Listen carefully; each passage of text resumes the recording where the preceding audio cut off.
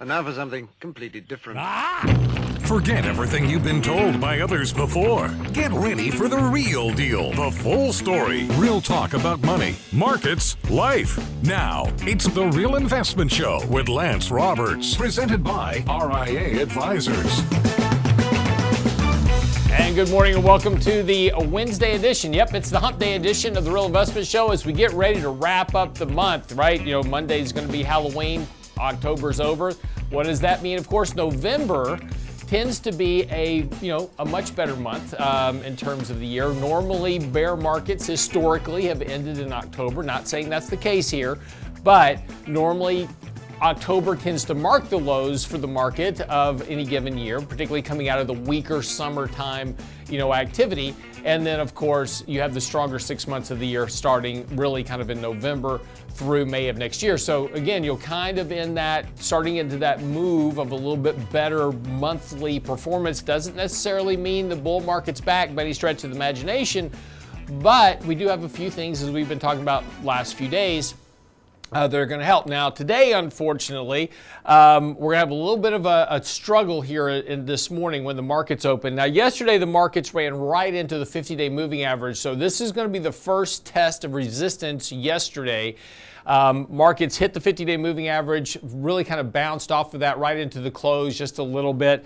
So again, first test of that 50-day moving average yesterday. Now this morning, markets are going to be pointing lower at the open. The S&P is down about 25 points right now. Not too bad on the S&P. NASDAQ a lot worse though because of the weighting of technology stocks in that index. And of course, yesterday after the bell, both Microsoft and Google reported disappointing earnings. Both of those stocks can be down about 6% this morning. So it's going to, and again, given the market cap size weighting of those stocks, it's going to drag the whole market down this morning a bit. And so the key is going to be here that markets hold this 3,800 level that we broke through yesterday. So that was kind of that first break of resistance. Markets need to kind of hold that level today and turn that previous resistance, which was these tops of the markets that we kind of challenged back in early October. Right after the month of October started, we had those two strong rally days, rallied right to 3,800, failed there, tested, set new lows with the CPI report mid-month,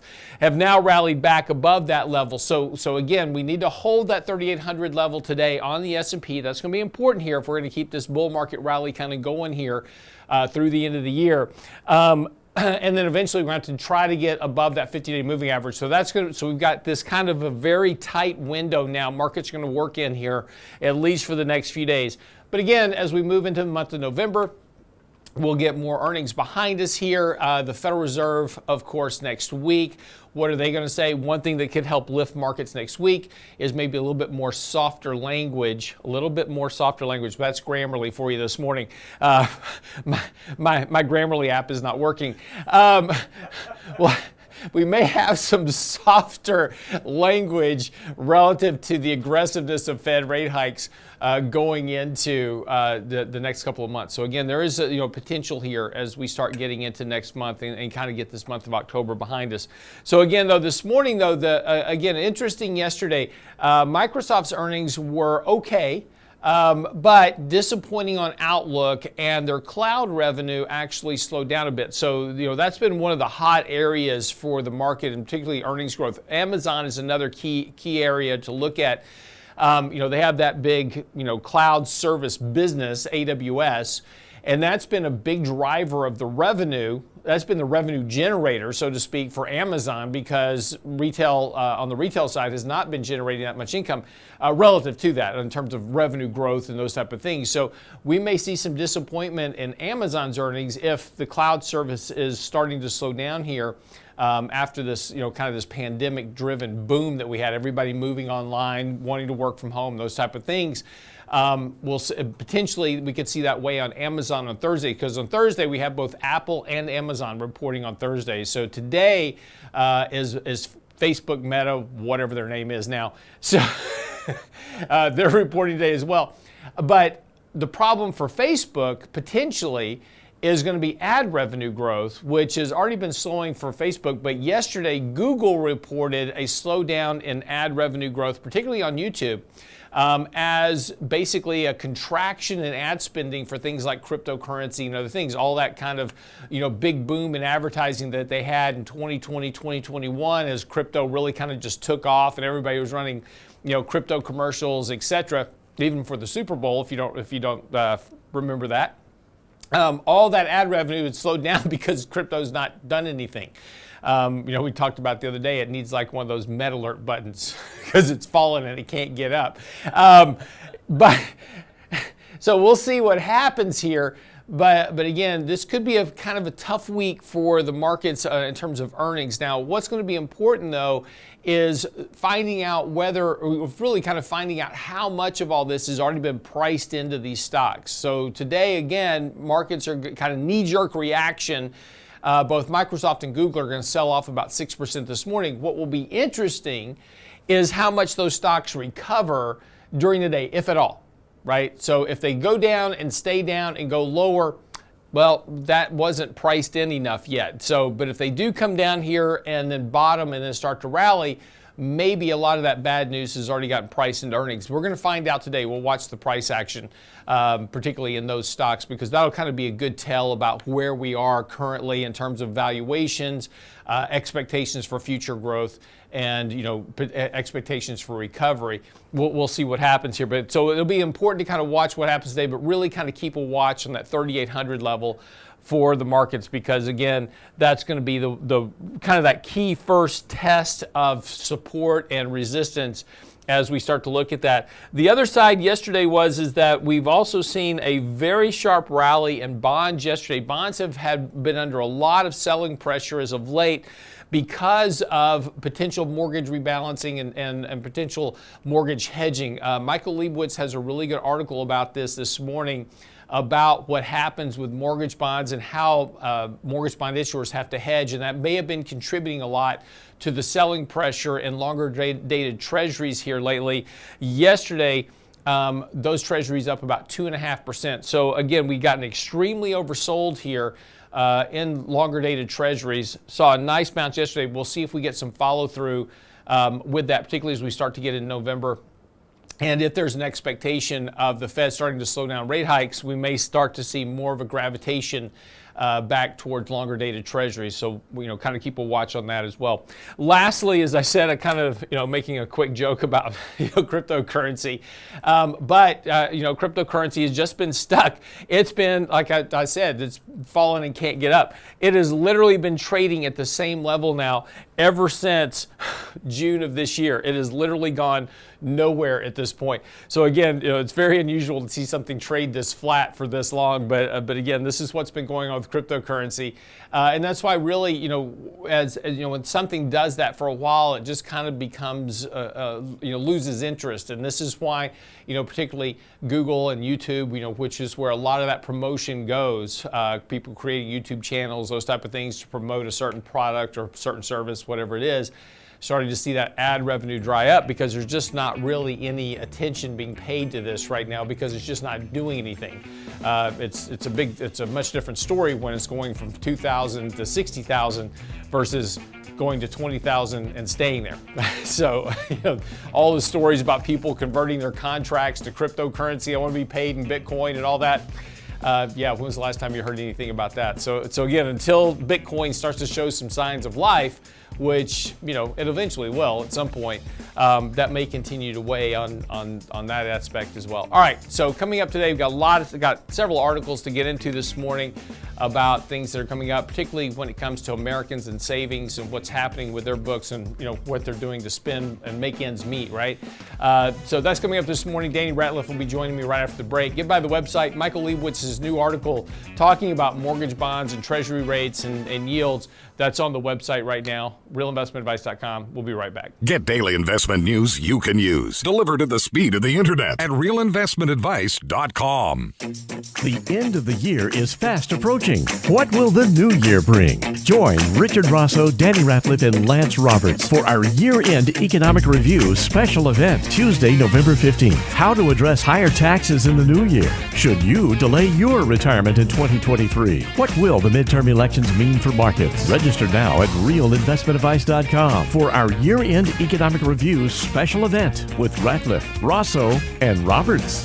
realinvestmentadvice.com. Health and financial security touches everyone within your organization. Offering benefits for all doesn't need to be complicated. Hi, I'm Tom Allen, Senior Benefits Consultant at RIA Advisors. RIA Benefits provides independent expertise to find solutions that speak to the mission of your business, the culture you want to establish, and the budget you are able to work within. Book a free consultation with me at realinvestmentadvice.com/retirement, and we'll find a solution that takes care of your most important asset, your people. realinvestmentadvice.com/retirement, realinvestmentadvice.com. Hi, Lance Roberts here. If you're like most people, your 401k plan represents the bulk of your retirement assets, and unfortunately for many, managing your 401k plan can be difficult. There's so many choices, so many things to consider. With just a quick email, a couple of questions, you can put RIA Advisors to work for you managing your 401k plan. Get started right now at the website, realinvestmentadvice.com, or simply call our toll-free number, 855-RIA-PLAN, or again, simply online at realinvestmentadvice.com.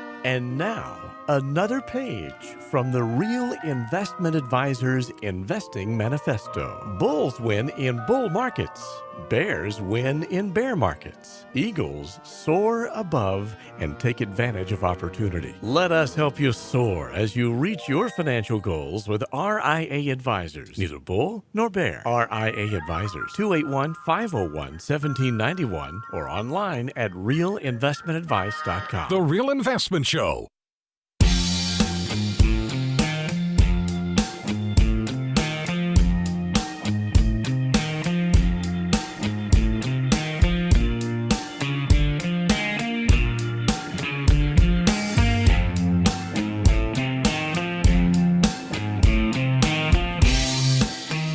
Danny Ratliff joining me this morning. So, as I said just for the break, market's going to be pretty weak here at the open this morning. NASDAQ's going to be the weakest. It's going to be down probably about 1.5%, 1.75% this morning at the open because basically the drag that they're getting from the major tech stocks. Meta's already down this morning about 4.5%. You know, on expectations, they're probably going to miss earnings because of weak ad revenue growth after, following up on what happened with Google and their ad revenue growth as well. Again, the risk now is on Thursday with Amazon because of the weak cloud service revenue from Microsoft. That stock may trade down as well in sympathy this morning. So again, it's going to be a pretty tough day right here at the open. What will be important, though, is where the markets kind of find support today. And if we start to see some buying in some of these major cap stocks, because maybe some of this has already been priced in to these stock prices because of the recent decline. So we'll see. Well, this is, we'll talk some more about this tomorrow. But, this is going to be kind of the important kind of aspect of the trade today to watch. So, Danny, good morning. Welcome. Hey, good morning. How are you? Good. So basically Americans are, not drinking enough milk. Yeah. Yeah. Because apparently, I did not know this, but the government buys excess dairy production. So we used to drink about half a cup of milk every day. We're down to about a third of a cup every day because now people are, milking everything. They're milking almonds and pecans and peanuts and cats and raccoons, whatever. But I see signs everywhere to drink milk. I mean, it's got to be. Yeah. Well, they're just milking everything now. So, I'm not sure whose job that is to sit there and milk an almond, but there you go. That's what's going on. But so we're drinking less dairy milks. But I did not know the government buys the excess milk and converts it to cheese. Did you know we have strategic cheese reserves? No, I did not know this Say either. That again. Strategic cheese reserves. We have so we're tapping. We're tapping into the strategic petroleum reserve. To get down the price of gas. Did you know we have a strategic cheese reserve we can tap into to lower the price of cheese? But hold on, wait a second. So I don't know what kind of strategic cheese reserve. Yes. What type of excess? What's the carbon footprint with this? I mean, seriously. I have no idea, but it's 1.5 billion pounds of cheese. Where do you store this stuff? in an underground dome, just like you do with oil. I did not know any of this, right? Wow. So this is as of August 2022. The U.S. had 1.5 billion pounds of cheese in cold storage across the country. It's about $3.4 billion worth of cheese. That's amazing. So there's going to be a lot of constipated people at some point. What kind of cheese is it? I mean, do they make a special type of cheese that stores longer? Is this like, Wisconsin cheddar sharp, or is it Swiss cheese? Well, this is government cheese, right? Huh? This is government cheese? Government cheese. So it's it's government. American cheese. Well, is it though? They don't tell you what type of cheese. Do they make various types of cheese? I don't know. I don't know either. All I know is we have 1.5 billion pounds of cheese in storage. If there's holes in that story, it's Swiss. That would be correct. Anyway, stuff you learn. We've been trying to I had no idea. Michelle's on a hippie kick, right? I mean, well, she always is. A hippie kick? Well, I mean, we try to eat very well. Live off the land. We haven't got that far yet. Grow your own vegetables. She's like, hey, what do you think about chickens in the backyard? I'm like, no. Harvest your lawn clippings. Exactly. And I would be okay with it, but HOA, I'm sure would not. Chickens. So I don't want to deal with that. But she's been trying to get me to make Cheetos out of cheese. And evidently you can, but you have to have the right kind of cheese. So I could use a little bit of that. Wait, from the strategic reserve. You're going to make Cheetos. You can make it evidently out of Parmesan cheese by sticking it in the microwave. I didn't know you had to do Parmesan. She sends me some videos saying, hey, look, you can make Cheetos. Kids, don't try this at home. Yeah, No. do not. Because I tell you what, you're going to be pretty disappointed. Exactly, because it's whatever the orange dust is. Yeah. That's what makes a Oh, Cheeto. yeah. Yeah. Yeah. Now I'm totally disappointed about Cheetos. Oh, hey, I'm going to get this down. You're going to know. All right. Whole office going to smell like cheese. Oh, I can't wait for that. Yeah. I've been in your office. Already does. Hey, no. Oh, man. Anyway, so let's get to work here. At what point did you lose control of the show? At 6:21, it went off the rail. Thanksgiving's going to cost you a lot more this year, unfortunately. According to, of course, we talk about inflation and kind of what's going on and people trying to make ends meet, et cetera. The U.S. Department of Agriculture show that 8 to 16-pound turkeys will cost $1.99 per pound last week. So that's up from $1.15 a year ago. So that is nearly a 100% increase in the cost of turkey, which is why we're doing brisket this year. Well, I think a lot of people are going to have to start thinking outside the box and try to figure something else out because costs have they're up exponentially. Yeah, boneless ham has increased 13.6% in September from a year ago, $5.50 a pound. So do ham over turkey, apparently. White potatoes have spiked 27.7% to $1.02 per pound, while white bread has climbed 10.7% to $1.75, and a gallon of fresh whole milk has surged 16.6% because you're not drinking enough. It's now $4.18 a gallon for a gallon of milk. So, but with the strategic cheese reserve, the cheese cheaper. So queso for everyone. Well, if the government wasn't buying so much of the dairy milk, right, that wasn't getting sold, then you'd have an excess supply of milk that didn't have a buyer, which means have pushed the prices down. Would push the prices down. So wait, we can blame this on inflation on somebody? Inflation on someone? We can blame it on the government. Is the Fed in this whole cheese equation? It wouldn't surprise me that they're buying, everything else. Milk bonds somewhere. So it wouldn't surprise me at all. Overall, food prices have soared over the last year with the BLS food index climbing at an annualized pace of 11.2%. Grocery store prices have spiked 13% year over year in September, while the cost of visiting a restaurant has risen 8.5%. So again, we just talk about inflation. And, the big difference, and this was what Nancy Pelosi said the other day, is like everybody has inflation. What's important is the cost of living. The inflation is going into the cost of living, right? So, the cost of doing everything, buying food and milk and all these type of things that families have to do. And again, you don't have a choice, right? Well, Danny does. But normally you as families, you have to feed your kids. It's kind of, required. But, there's, families don't have that choice not to do that. And here's the interesting thing is they're now having to put those purchases on debt. Basically use a credit card at at the grocery store to buy groceries. So not only are they paying more for groceries, now it's a debt form that's going to have an interest payment on top of it. So by the time they get their groceries paid off, they'll pay 2 or 3 times what the value of those groceries are. So, but this is the struggle that a large chunk of Americans are meeting. I just did a chart this morning. I put it out on Twitter, showing the share of income that is owned by the top 20% of income earners versus the bottom 80% of income earners. The top 20% of income earners have seen a steady increase of their share of earnings growth. The bottom 80% have had a steady decrease over the last 20, 30 years of their share of income. The top 5% have had soaring increases in their income. So basically, all of the income growth in the top 20% of income earners belongs to the top 5%. So, this is that wealth extraction that we talk about in the economy. But for the bottom 80%, you hear a lot of these stories about how healthy the consumer is because they have all these personal savings. Not anymore.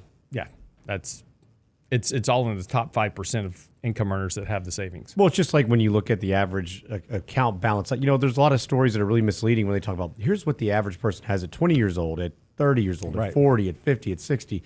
And especially once you get up in the 60 and 70, age range, that changes significantly where, they say, oh, the average is 300,000. But I bet that's changed now. Yeah. But the median is like 80. Yeah. So it's skewed by those top accounts. Yeah. Well, every year Fidelity comes out with their 401k millionaire list. And so every year Fidelity publishes out a number and says, we had 735,000 new 401k millionaires this year, whatever it was, right? Well, if you calculate the number of accounts that are now $1 million accounts relative to the total number of 401k accounts they have, guess what percentage it is, Danny?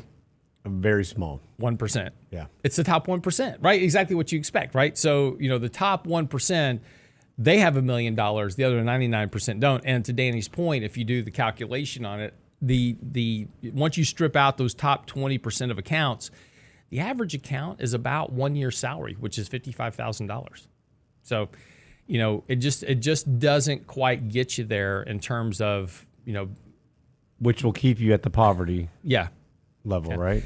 And if you look at the cost of living for a family of 4 going back to 1950 and adjust that for inflation, today that's about $75,000. The average median income in the country is $55,000. So that's why, I do this chart every now and then that I publish out showing the income gap for the majority of households, which shows the difference between income and savings versus the cost of living, inflation adjusted, and how much individuals have to go into debt every year just to meet that standard of living. And that's now at the highest level on record. Basically families have to pull in about $7,000 worth of debt every year just to make ends meet, which is why we continue to have these big increases in the rate of consumer credit growth, because it's just they got to get the money from somewhere because they got to pay bills. Yeah, no, and it's substantial. So I think let's get into that a little bit on the other side of the break and some of those numbers, because it is actually pretty eye-opening if you don't think that we have inflation and people are being hurt, because they certainly are. Exactly. So American personal savings, where are they now? We'll talk about that after the break with Danny Ratliff. Don't go away.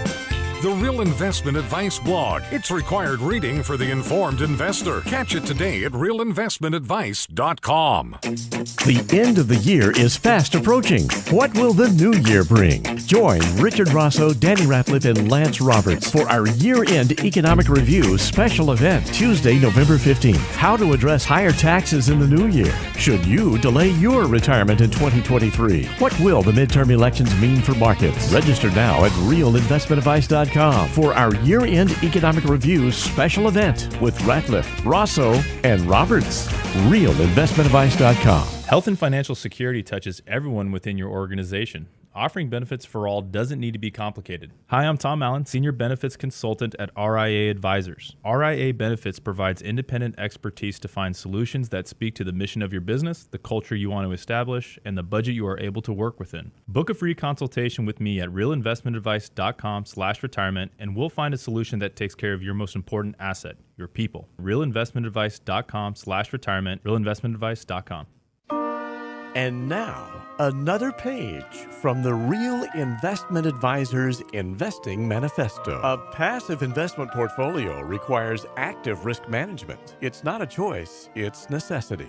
Diversification doesn't protect against risk of loss. Let us actively help you reach your financial goals with RIA Advisors. Neither bull nor bear. RIA Advisors, 281-501-1791 or online at realinvestmentadvice.com. Can't catch the whole show now? Listen to our podcast later at realinvestmentadvice.com. We're looking for our next house eventually, right? We're driving and my wife's scrolling on her phone and she goes, well, there's an open house over here in this neighborhood. So she's like, okay, turn here. And so I turn on the street and she's like, okay, well, turn here. And I'm like, babe, where's this house at? You're looking at the open house on your phone. That's just, well, I don't have my glasses. I can't see my phone. The Real Investment Show podcast I had spent like 20 minutes driving around with a blind person giving me directions. at realinvestmentadvice.com. My life is a soap opera. Anyone can sell you insurance, and they'll gladly take your premium dollars. The RIA Insurance Agency can provide you with insurance solutions tailor-made for your needs and lifestyle. Because everyone's assets are different, let RIA Insurance review what you need to protect and how. We won't sell you insurance, but what you need will be a matter of policy. RIA Insurance Agency. 888-915-0780. 888-915-0780. RealInvestmentAdvice.com. Click on the insurance tab. Real Investment Show podcasts are now available from Stitcher Smart Radio at Stitcher.com. Hi, Lance Roberts here. If you're like most people, your 401k plan represents the bulk of your retirement assets. And unfortunately for many, managing your 401k plan can be difficult. There's so many choices, so many things to consider. With just a quick email, a couple of questions, you can put RIA Advisors to work for you managing your 401k plan. It's a quick and easy application. Just simply click Ask a Question at realinvestmentadvice.com or give us a call at 855-RIA-PLAN. That's realinvestmentadvice.com. The end of the year is fast approaching. What will the new year bring? Join Richard Rosso, Danny Ratliff, and Lance Roberts for our year-end economic review special event, Tuesday, November 15th. Register now at realinvestmentadvice.com. realinvestmentadvice.com. You're listening to The Real Investment Show.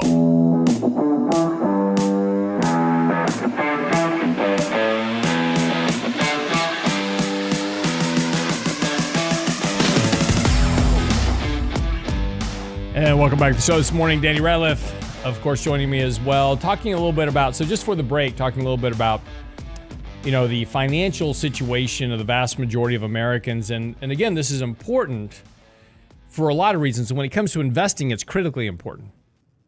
And the reason that is, and we'll get into these numbers here in just a second, but if you take a look at market cap to GDP, right? So that is the value of the stock market relative to economic growth.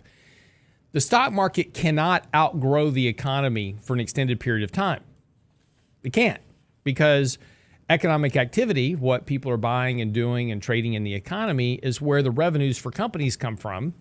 And so just a function of reality is that if revenues come from economic activity and earnings come from revenues, you can't have market cap to GDP of 150 to 200%, which is, we were at 200% of debt to market cap to GDP last year. We're down to 150, right? We're sort of trimming that off here a little bit.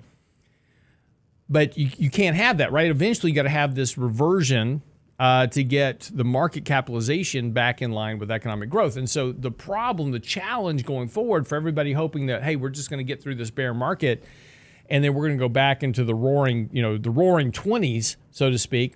Remember all those articles at the beginning of 2020? We're in the roaring 20s. I was like, Next no, we're not. Next decade's going to be great. Yeah, no, we're not. I wrote some articles about how stupid that was. But you know, it just we're not going to get back into that because again, you have to get the markets back. You have to assume that profit margins and earnings can stay at these historically high elevated rates forever to justify current valuations, and you can't do that, right? That just won't happen. Well, you've got a demographic issue. You also have a savings issue, and so those things are tied. They're hand in hand. I think a lot of people forget that. If there's no money, where's the activity come from? Yeah, where do the corporations make money? They make money from us historically, right? And so you can go into debt to keep your spending up, but again, that's there's a what limit they're doing that. to keep their prices up, their stock prices. Exactly, that's true. But there's a limit, right? And so this is kind of the problem of where Americans are right now. I mean, there's a real savings problem. Yeah, there's a huge savings problem. So if we look at the numbers, in fact, they have fallen off a cliff, literally. I mean, so we are at $629 billion in the second quarter of 2022 is what the personal savings of Americans went down to. And you may say, wow, that's a lot of money, $629 billion. Well, hold on. 2020, we had over $4 trillion. Now, granted, nobody was doing anything. We're all stuck in our home. Nobody was going out, and nobody felt really good about the economy, so you certainly weren't spending money if you didn't have to. But everyone was receiving what? Stimulus checks. 2021, it was up to $1.98 trillion. So we've seen this fall 3 to 4 times. It's gone down. And so, but you say, okay, well, what was it prior to the pandemic? Well, even prior to the pandemic, it was $1.41 trillion in 2019. So we have gone through a lot of what people had in the bank. And inflation certainly hasn't helped. Higher interest rates have not helped. Credit card debt has gone through the roof. We're actually up 13% year over year, the most we've seen in the last 20 years in that regard. So, everybody talks about, and we used to hear the banks even a couple of months ago saying the consumer is extremely healthy, a lot of money in bank accounts. I don't know if they can keep saying that. And I haven't heard that. I didn't hear that with earnings here last week from banks. You didn't. And again, when you go back and look at those savings where they're held, right, it's the top 20, the top 10 to 20% of income earners. But I mean, what'd you say it was $620 billion in savings? 629, yep. So, and there's roughly about 220 million households in America, give or take. I'm just ballparking here. So yeah, that's about $2,000 a household, and the majority of that's held by the top 10%, right? So again, and that makes sense, right? Because if not even, right? 2,000 households. We know most people can't meet a $400. Well, I was just about to say that, right? So again, you take 2,000 out of that, you give the 2,000 to the upper end, because we know that the bottom 80%, they can't come up with $500 to meet an emergency. Yeah. So that makes so to your point, $629 billion sounds like a lot in savings, right? But it's not that much relative once you start to spread it out across families, households, individuals, those type of things. And I'm probably high on my calculation anyway, but I think that's a real challenge. But again, that's a function of consumption. How much do they have to spend to make ends meet? And with the cost of everything going up, they're not buying. And this is the real challenge, right? People, when you look at retail sales as an example and say, oh, we had an increase of 1.1% last month in retail sales. People weren't buying more stuff. They were just paying more for it, because we measure retail sales in dollar volume, right? How many dollars were spent? Yeah. Well, I'm buying a turkey that cost me twice as much as it did last year. I'm paying $4 for a gallon of milk, and I can't get any free cheese from the government. So it's just that's the problem, though. We measure everything in dollar volume, not quantity volume. And that if we measured retail sales in quantities, I think vastly different. I think they'd be very different. Yeah, because we're still spending the same amount, but we're getting a lot less. Yep. Yeah, and that's going to be the issue. So, what does the fourth quarter really look like? The next 2 months, earnings have been fairly decent. Well, until yesterday. Yeah, until yesterday. Yeah. But a lot of that, so that makes sense though, because what do companies cut back on historically is advertising, marketing. It's usually the first areas that you cut. So, I mean, if you look at Amazon Web Services, you look at Google, Microsoft, it kind of adds up. Well, and again, we have to keep, and part of that we have to do is we also have to look at, this year versus last year, right? Because again, over the last 2 years, we were sending a lot of money to households, right? So they had a lot of money to spend.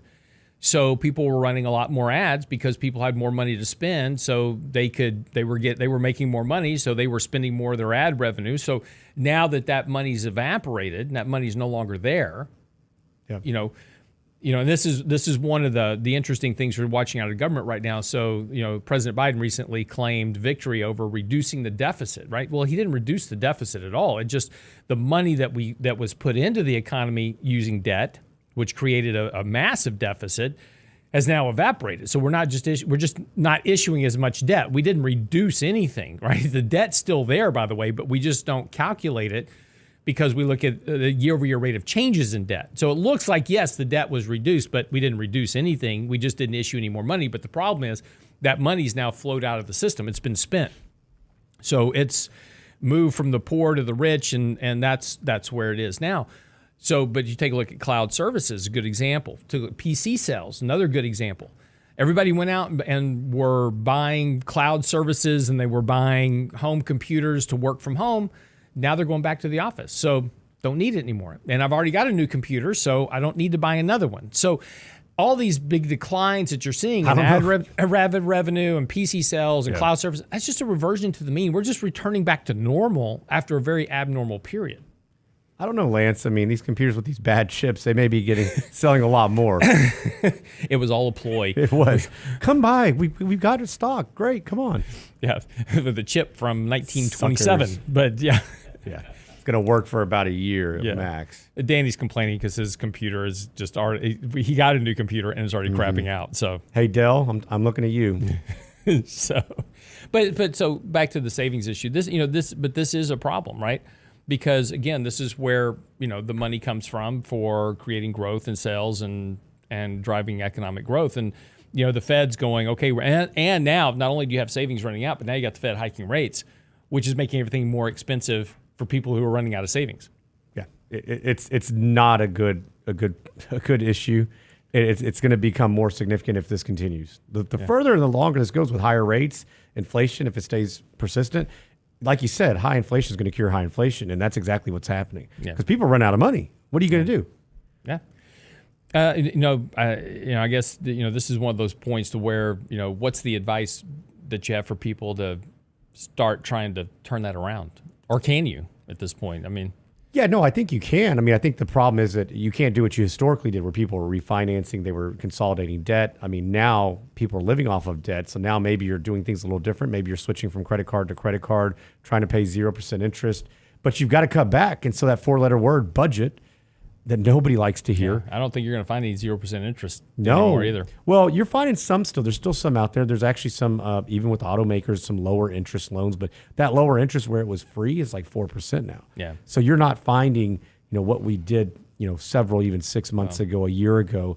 Now that may change, but I think we've got some pent up demand in some ways because one, we haven't had vehicles per se, and two, they've just been so expensive. So things come down, people may be more inclined to buy. No doubt. But that's what'll happen coming out of an economic recession, right? You get pent up demand. But the issue is going to be also is that who's going to be able to afford it? Right. I mean, if you can't put money down, they're going to have to be giving these things away. It's going to be back to that old scenario that gets everybody in trouble again and gets people upside down because now we're buying an asset that we don't really have any equity in. We're not paying it down. We're just paying the interest. And that's where people get into another issue. So look, at the end of the day, you're just going to have to look at your household and understand where are your funds going. And that's one thing I think that the most successful people we work with, they understand where their money goes. They understand how money comes in. They have multiple sources of income and, not all, but a lot. And that's where these guys are most successful. And so if you can understand the inflow and the outflow, that's going to give you the leg up, especially in this environment. I mean, it's basic and everybody knows it, but nobody wants to do it. Yeah. That goes to this tight labor market we have. Yeah. Interesting report out this morning that there's a lot of people that are working 2 and 3 full-time jobs because they can work from home, and they don't reveal to their employers that they're working 3 full-time jobs for 3 different companies. Well, doesn't the Department of Labor, didn't he just come out and say that he wants to change how they look at those? Yeah, it's coming. All right, quick break. We'll come back. If you're planning on tax loss harvesting, we'll talk about what you need to know about that because, again, this is going to be a good opportunity heading into the end of the year to take advantage of some of these losses to offset some future gains. We'll talk about that when we come back from the break with Danny Ratliff. Don't go away.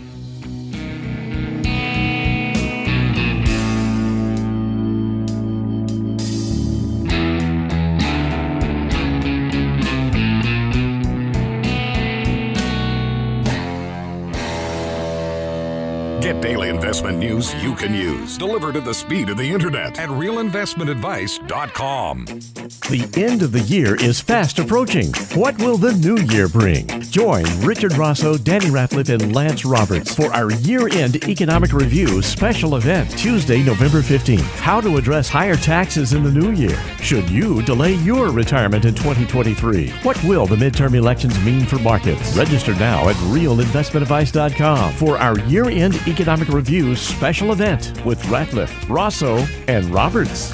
realinvestmentadvice.com. Hi, Lance Roberts here. If you're like most people, your 401k plan represents the bulk of your retirement assets, and unfortunately for many, managing your 401k plan can be difficult. There's so many choices, so many things to consider. With just a quick email, a couple of questions, you can put RIA advisors to work for you managing your 401k plan. Get started right now at the website, realinvestmentadvice.com, or simply call our toll-free number, 855-RIA-PLAN at realinvestmentadvice.com. Health and financial security touches everyone within your organization. Offering benefits for all doesn't need to be complicated. Hi, I'm Tom Allen, Senior Benefits Consultant at RIA Advisors. RIA Benefits provides independent expertise to find solutions that speak to the mission of your business, the culture you want to establish, and the budget you are able to work within. Book a free consultation with me at realinvestmentadvice.com/retirement, and we'll find a solution that takes care of your most important asset, your people. realinvestmentadvice.com/retirement, realinvestmentadvice.com.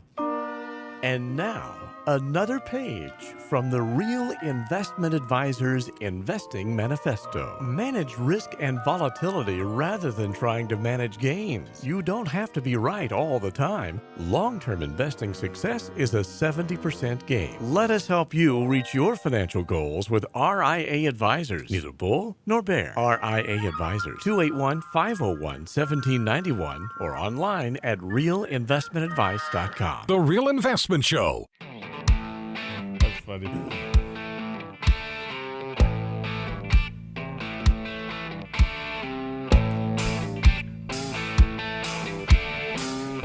And welcome back to the show this morning, 647. Futures still pointing down this morning. Dow's down about 33 points. S&P's down about 34. NASDAQ's down 195. Again, the big drag there is going to be big tech stocks this morning. And it may be kind of sector specific. We may see tech stocks underperforming today and may see some other, stocks doing fairly well. So, we'll see kind of how the market shapes up this morning once we get it open. And of course, we'll, update you tomorrow as to kind of what the next strategy is. But one of the strategies to start thinking about, we've talked about this on the show a couple of times, is that, early this year, we came into this year holding about 70% equity in our 60% portfolio. So we were overweight equity coming into the beginning of this year, and we reduced that by about half early this year. So we took a bunch of gains. And now as we get into the end of the year, we want to do some tax loss harvesting to basically be able to offset some of those gains a little bit when it comes tax time. Now, this is for taxable accounts, doesn't work in IRAs, but I'll let Danny kind of explain what tax loss harvesting is and is not. Yeah, so I know you talked about this Monday a little bit, but I thought this would be a good opportunity to kind of jump in and talk a little bit about what this means. Also, what type of taxes you could be subject to with capital gains tax. Now, keep in mind, there's been lots of legislation to potentially change this and increase this or make it actually ordinary income. So, one, short-term capital gains, if it's held less than 1 year, it will be considered ordinary income. Long-term capital gains are going to be at long-term capital gain rates, either 0, 15, or 20%. So there is a 0% tax bracket, which is one thing I wanted to get into and discuss in a little bit more detail as far as how you could actually be in that 0%. And so one thing that the basis of this is essentially any gains. Let's say you had a gain of $10,000 and you're going into the end of the year, but you have another investment that's been down $10,000. It's just basically you want to offset it. And so you sell something. Now you cannot go back. When we sell something at a loss, we do have to go buy something different or wait 30 days so it's not considered a wash sell, meaning that they'll disallow that loss. And so we want to make sure that you go by those rules. But at the end of the day, we're just offsetting that gain, and so that way you don't have a taxable event. So that's the ground fundamental basics of it. Now, real quick, though, you can offset short-term gains against short-term gains, long-term gains versus long-term gains, but you can't offset a short-term gain. Yeah, you can offset them all against each other. Okay, you can. So you want to be able to look at this and understand now, generally you're going to offset those first, And then also, if you have a large loss, you're going to be able to carry it forward depending on the state that you're in. Now, federally, we're going to be able to carry that forward, and there's not going to be a cap on that. You can have a very, very large loss, millions of dollars that you're going to be able to carry forward each year. However, your state may have different specifications and you may have different taxes. So check with your individual state to understand what that is. Most states that don't have any type of income tax, you're not going to have to worry about it as much as a state that does. Now, so with the tax loss carry forward, are you able to offset some of that tax loss carry forward against your ordinary income? No, you're only going to do that against your capital gains. So when we're looking at these loss and you're carrying forward, so keep in mind now. Let's say that same example, you have a $10,000 loss or a gain. You have a much larger loss that you could offset. Let's say it's $20,000. You're only going to be able to use that 10 to offset that, and then an additional 3 you're going to be able to use for that year. So you would actually show an additional $3,000 loss against your ordinary income, and then your taxable income, and then the remainder of that you're going to be able to carry forward. So you'd have $7,000 in that example that you carry forward to the following year. And so a lot of moving parts and something to be considering. Now, what if you don't have any gains, you haven't done anything? And there's a lot of people out there that have not made any changes for the year. And I've talked to a lot of them, Lance. And so now they're saying, well, what about tax loss harvesting right now? This is where I want you to be considerate of your income bracket. So looking at your taxable income, so that's going to be basically you calculate your income minus either the greater of your standard or itemized deductions, and from your adjusted gross income, and that way you're going to get your what your taxable income is going to be. So when we look at that, if you're single and your income is less than $41,675 or $83,350 for a married couple filing jointly, your taxable gains, your capital gains are going to be taxed at a 0% interest. So think about that. You have a 0% tax.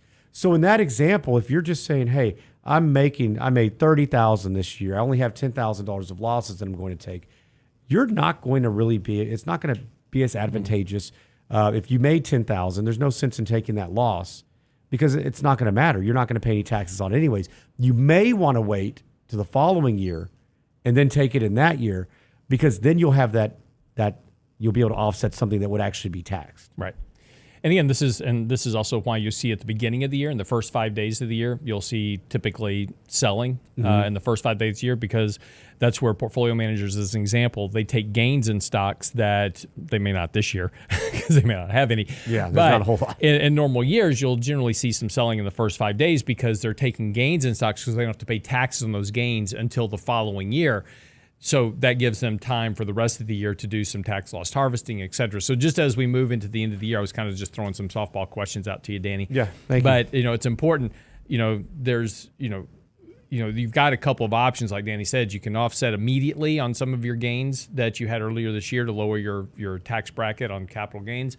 Then also you can deduct up to $3,000 a year on your ordinary income if you don't have any gains. A lot of people say, "Well, I don't have any gains. I've only lost money this year." It's okay. Still do some tax loss harvesting. Get rid of and you're going to be able to carry it forward. Yeah, get rid of the stuff in your portfolio that's just not working. Give yourself some opportunity to reposition yourself for the rally that we'll eventually get to, and then you just carry that loss forward, and then you can either deduct $3,000 a year against your ordinary income, or you'll have it to offset against future gains. So it's not it's not just because you look at your portfolio and you say, I just don't have any gains this year. It doesn't matter. Reposition your portfolio, rebalance a bit, restructure yourself into a better position, and then you can use those losses in the future. Yeah, and keep in mind, we're only talking about, this only pertains to taxable accounts. So if you're in an IRA, a 401k, it doesn't do you a whole lot of good. But I did have a good question yesterday, Lance. We'd been talking about this, and they heard you talk about this Monday. They said, well, if you're going to tax loss harvest on taxable accounts, what will happen to my IRA? Well, we're only doing this with positions that we're likely going to be stopped out of, we don't like anymore, or we're going to be able to take that loss and we feel like it's better to move out and then maybe go back and revisit or just get out of it altogether. And so this can pertain in that aspect, like you mentioned, rebalance. It's a great time to look at positions just aren't doing well and may not turn here quickly in the future. let's go ahead and move out. Yeah. So, but again, what we'll do, in shop is that we'll do tax loss harvesting only in taxable accounts, and then we'll review all of our retirement accounts and say, there's a position in there that we like. To your point, there's a position in there we just want to get rid of, and we'll come back to it next year or when things start to improve. We just need to reduce some risk, and we've been talking about using this rally to reduce risk into. So, that's what we'll do, and we'll look at positions that just aren't working, and we'll sell those across all accounts, and then we'll do some tax loss harvesting in our taxable accounts to try to offset some of their other gains. So speaking of the rally, and so I'm getting a lot of questions on this as well. We've had a really good week and a half. Mm-hmm. Market's up 5% for the week. Yeah, we've got a bad news overnight, or yesterday after the close. What markets are down a bit today. Does this change anything? No. Again, kind of the key, as I was saying earlier this morning, kind of the key here is that markets broke above resistance at 3,800, but it's important that we try to hold that by the end of the day. Right? If we slip back below 3,800, then potentially we're going to retest the 20-day moving average, and we'll have to figure out from there where we go. But if the market can kind of open weak this morning, which won't be a surprise, and then we get some buying later on in the afternoon, and we can kind of hold 3,800. We ran right into the 50-day moving average yesterday. So, again, a little bit of a sell-off this morning isn't surprising anyway, but the fact that we had bad earnings, that just kind of catalyzed the sell-off. So, again, if we can hold the 3,800 level, then that gives us an opportunity to try another attempt at breaking above the 50-day. Above the 50-day, then we've got a nice shot up to 3,900, 4,000. So, that'll be probably about the peak of where this rally goes to ultimately between now and year end. Now, again, starting in November, typically a stronger month, you've got a lot less mutual fund redemptions in November. There's only a few mutual funds that have November year ends. You got about 20% of mutual funds that have year ends in December. So the first 2 weeks of December tend to be sloppy as well. So between now and the end of the year, there's potential here for a bit of a rally as stock buybacks come back. We get through earnings, we get through the Fed. If we get some good news from the Fed, there's enough negativity and shorts in this market to provide some lift. And so we want to be a little bit careful about abandoning, the markets too soon here. We do want to use this rally to reduce risk, and today will be a good day to maybe do a little bit of tax loss harvesting as we were talking about, maybe doing a little bit of selling. We'll see kind of how the market opens and then kind of acts, later on in the morning. Yeah, but hey, so go sign up November 15th. Lance, Richard, myself, we're going to be doing a what at the end of the year looks like. And so doing an end of year review, it'll be right after midterms. So we'll get a little bit understanding as far as is there going to be gridlock, which likely would be good for markets, and get a much better understanding as far as after earnings season, everything else that we're going through at the moment. And the Fed, they will have talked that week, right? No, the Fed is next week, Tuesday and Wednesday. Okay. And then on midterm election is the following Tuesday. So we'll have a lot to get into. We are taking your questions. Go to realinvestmentadvice.com to sign up. There'll be lots of stuff by then. And I'm even writing an article on midterm election outcomes. So we'll have that out before the conversation as well. So we'll have charts to go with it. All right, perfect. There you go. All right, wraps up the show for today. Danny, thanks so much. Get by the website, get signed up for that event on November the 15th. It's our year-end market outlook and economic outlook as well. Also, 3 Minutes of Markets and Money will be coming up. Our latest blog post from Michael Leibowitz is out this morning on why the selling in bonds may be over. It has a lot to do with mortgages. So he goes into that. That's kind of an interesting article on the website now, realinvestmentadvice.com.